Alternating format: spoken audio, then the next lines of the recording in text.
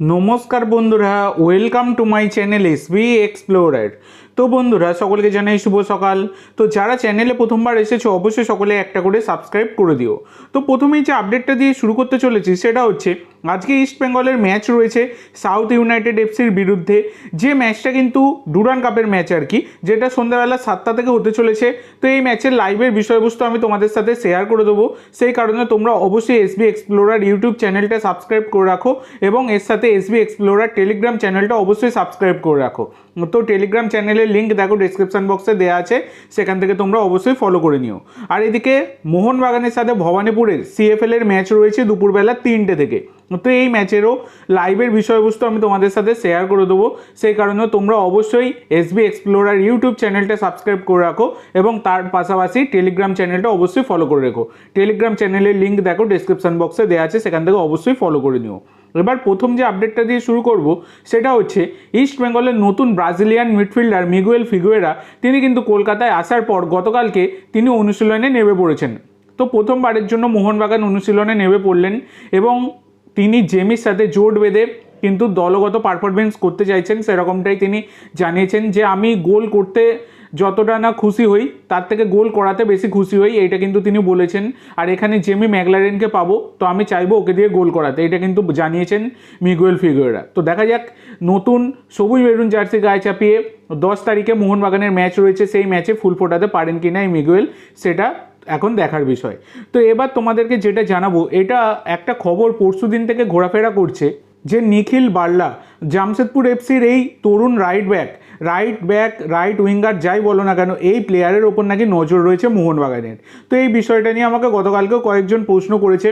তো বেশি কথা বাড়াবো না, সোজা কথাই বলে দিচ্ছি, এখনও অবধি মোহনবাগানের কোনো রকম ইন্টারেস্ট কিন্তু এই নিখিল বার্লার ওপর নেই। এইটুকু খবর রয়েছে, আমি তোমাদেরকে জানিয়ে দিলাম। পরবর্তীকালে কোনো রকম খবর পেলে আমি জানাবো।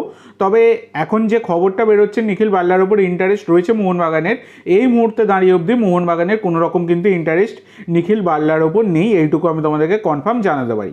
এর পরবর্তী যে আপডেটটা শেয়ার করব সেটা হচ্ছে রেই তাচিকাওয়াকে নিয়ে। তো রেই তাচিকাওয়া জাপানি এই মিডফিল্ডার, বিদেশি মিডফিল্ডারকে তোমরা সকলেই চেনো, জামশেদপুর এফসিতে খেলতেন গত সিজন অবধি।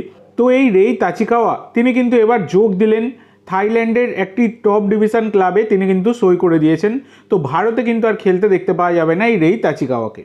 এর পরবর্তী যে আপডেটটা তোমাদের সাথে শেয়ার করব এটা জামশেদপুরকে নিয়েই একটা আপডেট। তো দেখো জামশেদপুর ইতিমধ্যে কিন্তু তারা দলের অপারেশন বন্ধ করে দিয়েছে, এটা কিন্তু তারা জানিয়েছে যে তারা কিন্তু এবারের আইএসএল থেকে আর অংশ নেবে না। তো তারপরেই বিভিন্ন জায়গা থেকে বিভিন্ন ধরনের মত এসেছে, জামশেদপুরকে সবাই রিকোয়েস্ট করছে যাতে তারা তাদের সিদ্ধান্ত পুনর্বিবেচনা করে এবং তারা আইএসএলে খেলার সিদ্ধান্ত নেয়, এটা কিন্তু সবাই চাইছে।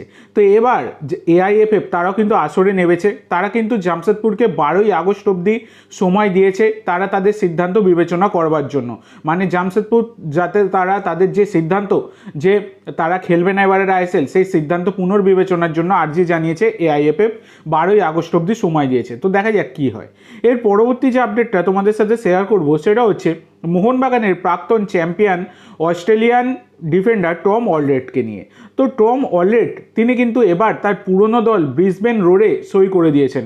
অস্ট্রেলিয়ার এ লিগের ক্লাব ব্রিসবেন রোড, সেখানে কিন্তু তিনি আগেও খেলেছেন তার পুরনো ক্লাব।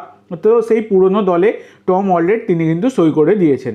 এর পরবর্তী লাস্ট আপডেট যেটা তোমাদের সাথে শেয়ার করতে চলেছি সেটা হচ্ছে একজন বিদেশি স্ট্রাইকারকে নিয়ে, যার নাম হচ্ছে রাউল আলকাইনা। তো রাউল আলকাইনা হচ্ছেন একজন 26 বছর বয়সী স্প্যানিশ স্ট্রাইকার, যিনি কিন্তু খেলেছেন পর্তুগালের সেকেন্ড ডিভিশন ক্লাবে।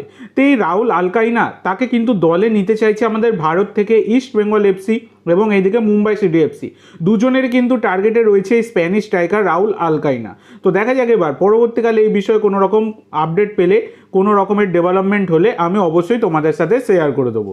তো আজকের জন্য এইটুকু বন্ধুরা, ভিডিওটি ভালো লাগলে অবশ্যই লাইক করো, শেয়ার করো, আমার চ্যানেলে প্রথমবার এসে থাকলে চ্যানেলটি সাবস্ক্রাইব করো আর কমেন্ট করে জানাও ভিডিওটি কেমন লাগলো।